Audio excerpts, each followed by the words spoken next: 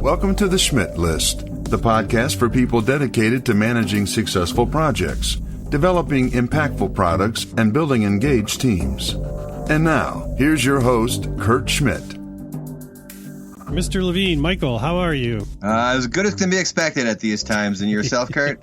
Hanging in there. The reason why I wanted to have you on the show is you wrote this amazing book called People Over Process. Do you want to tell me what kind of the inspiration was for the book? Like where'd the idea come from? Sure. It's actually my third book in a trilogy.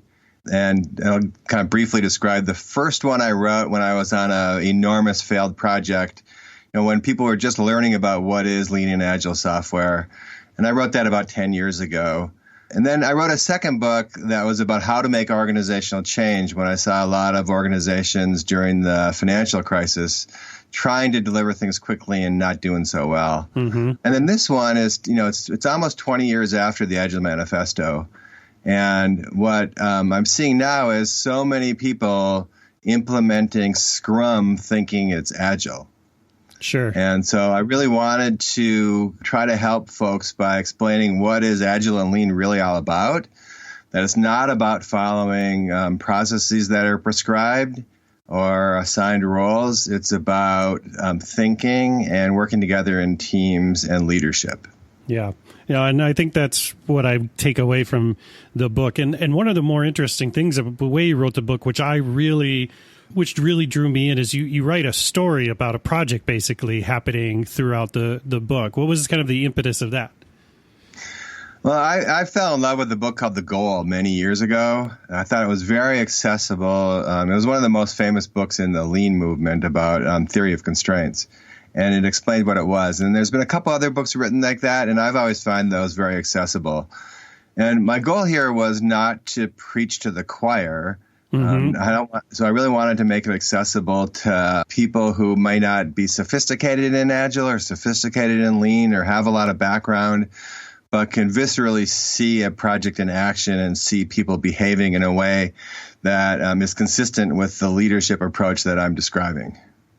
Yeah, and the characters are great. I love Mary in there and how they it's really interesting because the conversations that they're having are a lot of conversations that I have personally heard in some form or fashion.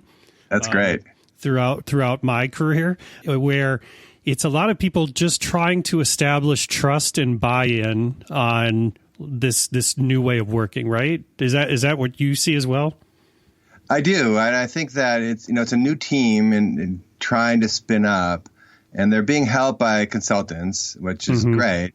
And they really need to make this team their own and not make the team what the consultants tell them to do. Right. So kind of building up the confidence that what they know isn't obsolete, that their skills are valuable, and figuring out how to make that all work together. It was the big challenge. And I think that's the big challenge our teams have today. If they have an Agile coach who says, here's what you should do, every requirement needs to go into Jira as a user story, and they know that that's not the most effective way of doing it, they need to stand up and say that that's not the most effective way of doing it. Right, yes.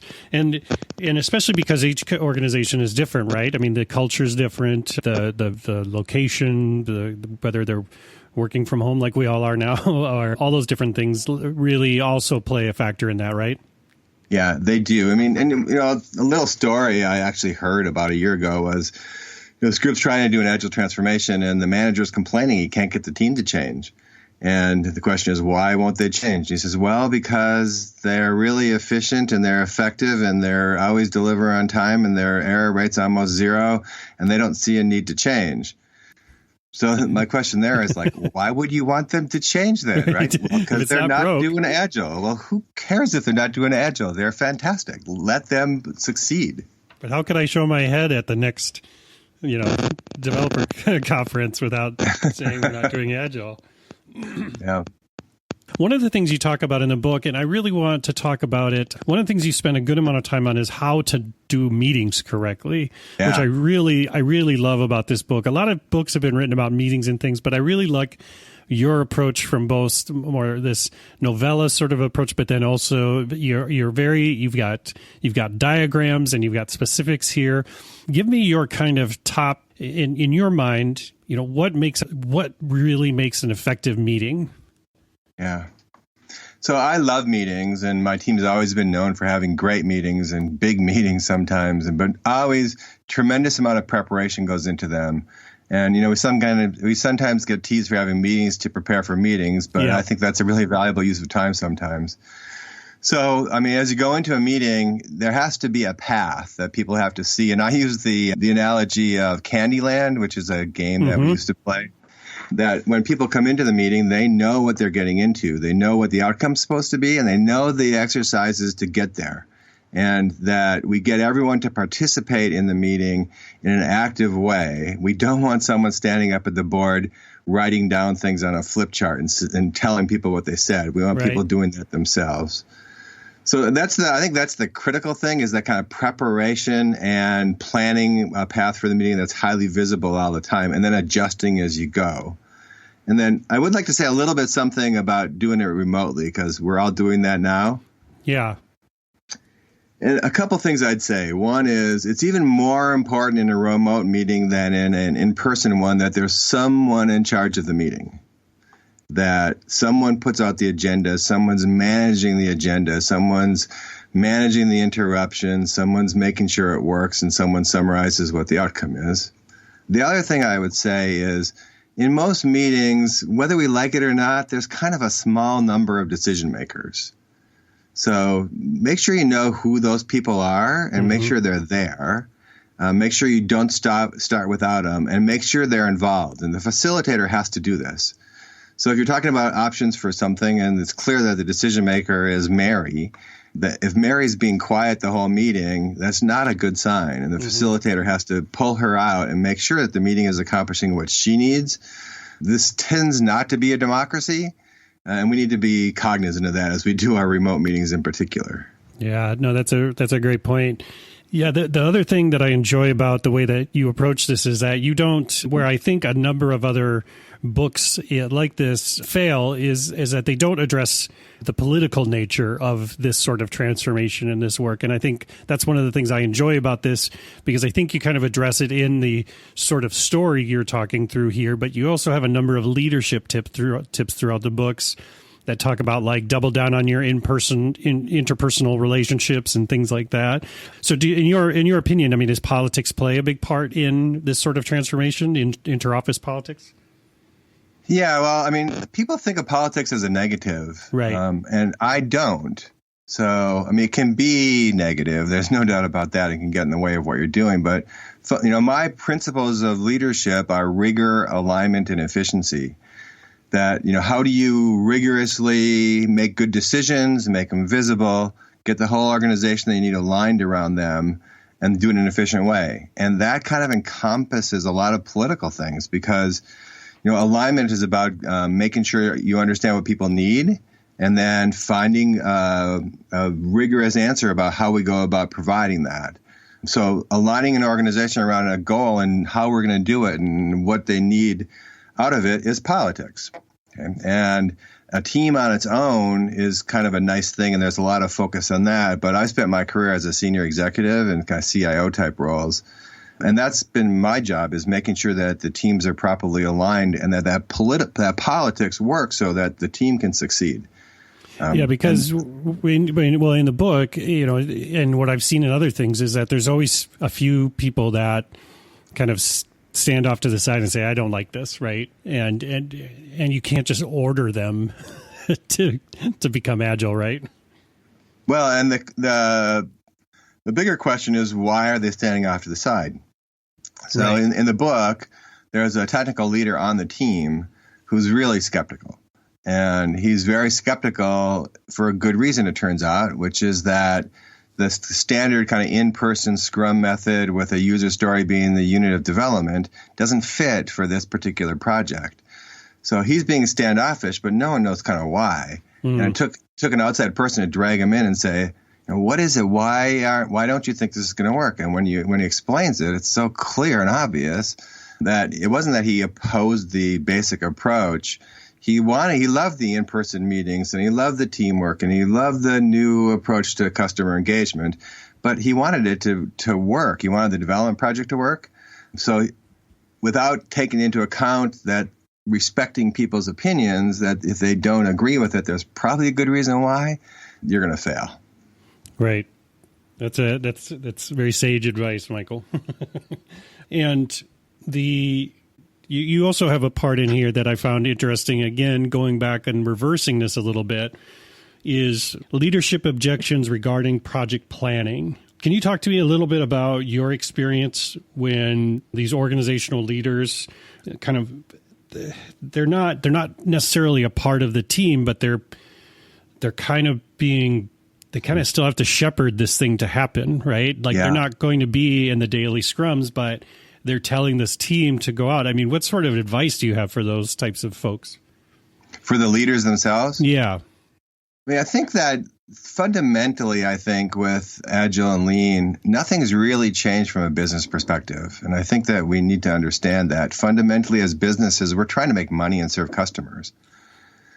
And so if you're going to embark on something which is going to consume a lot of resources and a lot of priority and a lot of attention, you have to be sure that it's the right thing, that you're approaching it with the right people, that it makes financial sense, that the risks are controlled, that you have the right legal and compliance oversights of it.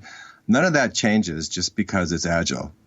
So the idea that, a team should be left alone on their own, which is one of the Agile principles, to me is fundamentally false, that organizational leaders have real responsibilities to help staff the team, deal with performance issues, connect the team to the other teams on the outside, provide the right resources, et cetera. So, the idea that teams run on their own and interact with each other without this layer of management, which Agile is traditionally thought of as a negative, I think it's fundamentally false.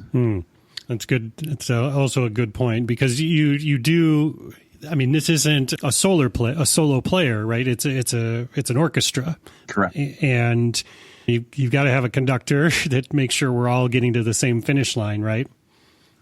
Yeah, and there's a kind of an interesting approach that I think what's called the Digital Practitioner Book of Knowledge is taking. I just read about this from Charlie Betts, and the idea that you have kind of the team level, the team of team level, and then the enduring enterprise level. And all of those are really important. And so Scrum was really created for the team level and didn't really consider the management and the team of teams much. Uh-huh. And then it's scaled a little bit as you get into something like SAFe, but that's so process oriented. So how do you bring the leadership to fit the productivity and fun and effectiveness of a Scrum type development into a larger organization? And I don't think it's everyone following the same process. I don't think it's everyone following the same cookbook. I think it's about leadership and relationships and rigor and alignment and efficiency. Yeah, I think there's something to be said to that, because there's kind of the zealots, right, that are, we do Lean, we do SAFe, we do Scrum. And then there's the kind of people in the middle that kind of like, well, we took a little bit of this, we took a little bit of that, and then we're kind of all piecing it together. But like David Hussman said to me when he was on the show, he was like, people can get bashed saying that's not Agile from peer groups and things, right? Or even from internal users saying, well, that's not how you do Agile, because they maybe have read some book or listened to some podcast or something like that, right? I mean, is there, from your perspective, Michael, is there like, should you follow an exact model, or should you mix and match as needed? Yeah, I think it really depends on the context. So in my second book, I really talked about this, and I had two models of how to make change. One was I called people driven, and one was drive people. And so if you're in an organization that's a mess, that can't wait, that doesn't have the capability to transform, adopting something like SAFe and say we're going to do SAFe might be a really good thing to do for a while. Mm-hmm. I don't think it's sustainable. And then if you're in an organization that has a lot of capabilities and great people and just, could use some new ideas, then it's you make it people driven. You hire a few new people, you give them permission to do the right things, and you see how it evolves. And then there's balances across those two things. At the end of the day, I don't think forcing people to do a standard process in this makes any sense and can work. I think it's because of the nature of our kinds of work. It's a creative, knowledge-driven engineering environment. It's not a procedure and process-driven environment. And so, if you have I use basketball analogy because I played basketball in high school and college. You can't play a fast break offense if you got a bunch of slow guys. Right. That's the name, fast break. Yeah, and if you have a bunch of tall guys, you want to kind of drive the ball in and force work under the basket. So, people really matter. So people's experience, the culture of the organization. I know at Agile Days, I heard a woman talk from, I think she was from USAA, and she said they had come in there and tried to get everyone to do Agile and just ignored the fact that they had a culture that was already great. And they started forcing people to use words that didn't make sense to people and it didn't go so well, right? So that was a classic case, I think, of don't try to force people to do something that's not consistent with that culture. Use the ideas. Agile is not a methodology. Agile is a set of ideas. Use the ideas, but don't get stuck on, we're going to do all of our requirements as user stories. Or we're going to put everything into sprints and scrums. You don't need a sprint period for every project. Sometimes you can just make the project plan. Everyone does their stuff, bring it together, test it, and go live, right? Right, exactly. Because it all depends on the project too, right? It isn't just a company culture, as you were saying before. In the book, you talk about you were having these meetings of like 110 people at a time. Right. Can you tell me a little bit about that? Because again, it's Sure. like everybody always quotes like Jeff Bezos saying like, don't have any more meetings than 2 pizzas or something like that. And yeah. And there's different kinds of meetings. I think Jeff's really talking about, and I think he's right about this, is kind of decision-making meetings where you have to go kind of dive deep and have a real good conversation. The kind of meeting you're referring to, it's something that one of my teams developed 15 years ago that we call an architecture simulation. And this is a point where you want to make sure that your technology architecture and your business process is aligned. So typically we'd start these rather early and complicated projects. And what we would do is, and most of this is intercompany work. So the biggest one I did recently was with Fannie Mae and a software vendor, a fintech out of San Francisco and US Bank and a couple other companies.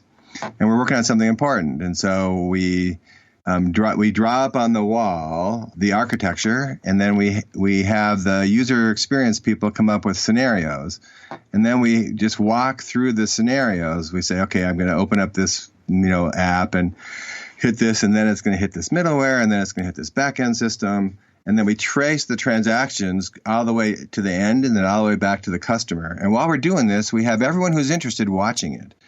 And as I said, we've had over 100 people in these meetings, and we just leave them open for whoever wants to come because they're kind of half exploration and learning and half demonstration and knowledge building. Mm-hmm. And they've been almost uniformly extraordinarily valuable. And I would say that for anyone who does these kinds of projects that have kind of broad business process implications and complicated multi-company architectures, this was a great innovation. I can't take credit for coming up with it. I can take credit for loving it and popularizing it, right? And I think that's a very valuable thing for people to learn and use. Yeah, I totally agree. The other thing I wanted to quickly touch on is about, you were saying about Agile's about ideas. I'm getting some feedback here. I want to make sure it's not my thing here. Okay. One of the things you mentioned is about Agile being about ideas, and it's something I've always said is that software development is 80% communication and 20% skills. And to your point about having these proper meetings, having these proper ways of setting up roles and definitions for people on teams, and having those agendas set prior to meetings, all those things that people find annoying to do are so important to getting that communication done and across, right? Yes, absolutely. And so the other thing you talk about in the book, which I think is also an important thing, is another type of meeting, but a very different one, which is the retrospectives. And I've always found that people don't do them very efficiently. Wow. Where have you seen the opportunities in people getting better at retrospectives? There is a basic set of techniques that are useful, and I think Esther Derby wrote a book on this, which I really liked, which went through techniques, which is great. But again, I think there's a leadership aspect to these things where if you have a junior scrum master trying to do a retrospective without having management leadership involved, it's going to fail. Because in my experience, especially if you're doing 2-week sprint periods, you only have an hour or maybe 2 hours maximum to do this. So, and because you're doing it every 2 weeks, all you get is a 2-week thing. So you don't really get the big picture view of it. And in the book, I talk about an actual example that we had where a project wasn't failing. And so they did a retrospective and I got the report. And it basically said, we're trying to do too much with too few people. And there's a lean technique called the 5 whys. And you kind of say, well, tell me why. And you dig a little deeper into it. And as a leader, you have to do that. Say, what is really the story here? And it's often not the story that the team gives you, sadly to say. So you have to have leaders paying enough attention to their teams and willing to say, that's not really the answer. Sorry, guys. You have to go a little deeper than that. Yeah, because you talk about the, you say, insist on root cause thinking, which I like that. I like that. Yeah. That way you word that. Yeah. And then the other thing is that where you have people who are expected to think for themselves in this kind of leadership approach that, I advocate in this book, they're going to innovate. So we had a great project failure. It was just a mess. And we did a retrospective on it. And one of the people on the team volunteered to do the retrospective. And she put a time frame up on the wall. And she said, okay, what I want you to do is come up with your 2 most emotionally impactful decisions that we made in this project. And no one had ever done anything like this because she had just made it up. Mm-hmm. And people did that. And then someone wrote something like, deciding to go for the complete perfect system. Okay. And someone had put that up. And then we did dot voting on it and everyone voted for it. Wow. Right? And so in about an hour, it was stunningly obvious that the team had just made a terrible decision that they should just go for the perfect thing as opposed to trying to get incremental improvements for what we had. Mm-hmm. I mean, maybe it made sense at the time, but now we understood it. Now we could figure out where we were going to go. So I think so much of this is about developing leaders who think with rigor and alignment and effectiveness and can put together the right kinds of approaches to help teams work together well. Yeah, and that's the thing is it's not a set it and forget it thing, right? It's something you've got to monitor. You do, and you could look at Esther's book and find here's a bunch of exercises, choose the exercise, but which is the right one for this team at this time? Or should we do something else? So following cookbooks, we have a lot of cookbooks, and people are building more and more cookbooks all the time because they can make money selling cookbooks. It's hard to sell money helping people be better leaders. Yeah, I think that's an important point because you really summed it up, the difference for this book. This book, to me, isn't a cookbook. It's a journey, and that's why I think I was really impressed with it, and I'm really excited to be talking to you about it. And the last thing I kind of want to talk to you about is kind of back to kind of the state of state and the things that we're in right now. You've obviously had a lot of experience with people working remotely, but what would be your advice nowadays for people that are new to kind of this idea of running Agile remotely and things, and they're trying to figure it out? What sorts of things have you seen work and what sorts of things have you seen fail? Because right now I see a lot of people focused on tools and I don't know if that's the right thing that everybody should be focusing on, but I'd love to get your opinion. I think it's a really hard one, Kurt. I am such a big believer in person. I've always tried to arrange my teams in person. So it's kind of heartbreaking for me. But certainly the tools can help. Okay, but then I just go back to the kinds of ideas we talked about in terms of managing meetings. How do you, if you start a meeting, it's nice to get there a little early and chat with people. So how do you actually get some of that human connection, which I think is so important to our teams? So a little bit of time to BS around a little bit, right? See how you're doing. And then a very clear leader who's managing the session, who is clear on what the outcome is, clear how we're going to get there, and try to find a way to have everyone play, not just walk through agenda items, not just have one person do all the talking. How do you get people real involved? And then the other thing is, how do you find a way to use diagrams and not just talking? Because I think that can really help us. Yeah, so more visuals, right? Yeah, and I think in my book I talk about this idea. I call them frameworks. Scrum's a framework. The Lean A3 is a framework, which is very helpful. The Amazon Memo. So some small number of thought tools that people can coalesce around could be really valuable at this time. And so I think the A3 is a great thing. If you haven't used it before, it's a lean problem-solving tool. And that's fantastic. You might want to start introducing some of those cultural tools or frameworks that make sense on one page. And the A3 is a lovely thing for that.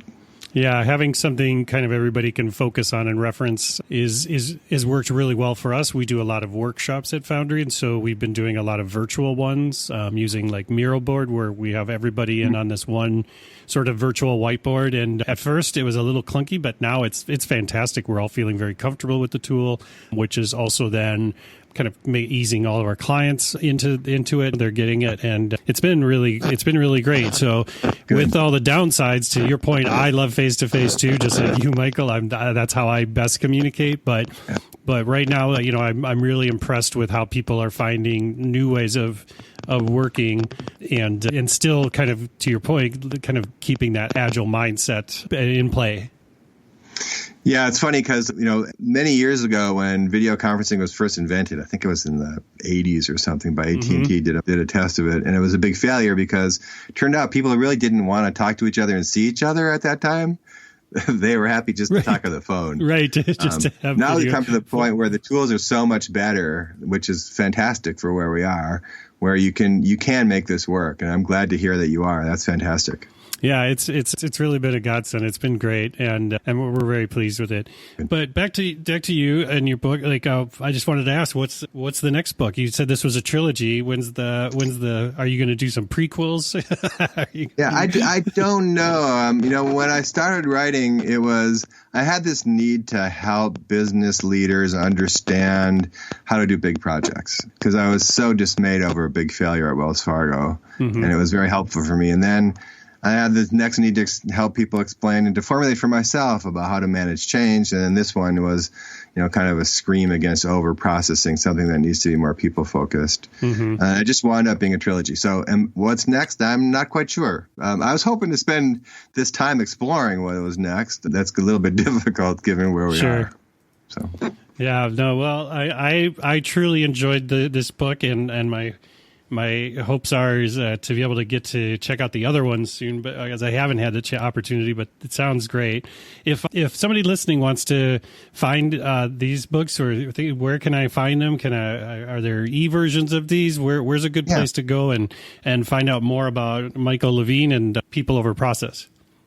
Yeah, I have a website. It's called thalesofagility.com. That's the name of the trilogy, TALES. Okay. And that has a little bit about me and about the models of these three books and about the books and links to them. And they're all accessible on Amazon, and they are available in either paper. My latest one's a paperback because my first two I thought were too expensive. And they're also available on Kindle. That's great. Well, Michael, I want to thank you for joining me. This was fantastic. I love your perspective.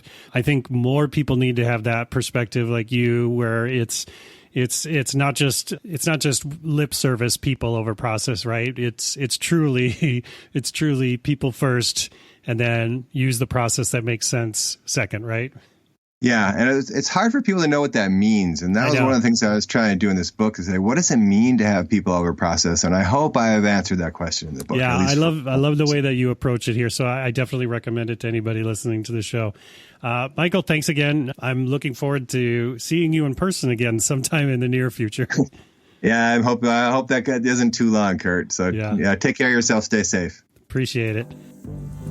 Thank you for listening to The Schmidt List. If you want to learn more about how Foundry accelerates innovation, check out foundrymakes.com. And if you'd like me to speak about establishing a growth mindset at your conference or with your team, drop me a note at kurt@foundrymakes.com. Oh, and the next time you're on the internet, head to iTunes and leave the show a review. If you enjoyed this episode, please share it with a friend, because sharing is caring. I truly appreciate you taking the time to listen to the show, and I hope you have a fantastic week.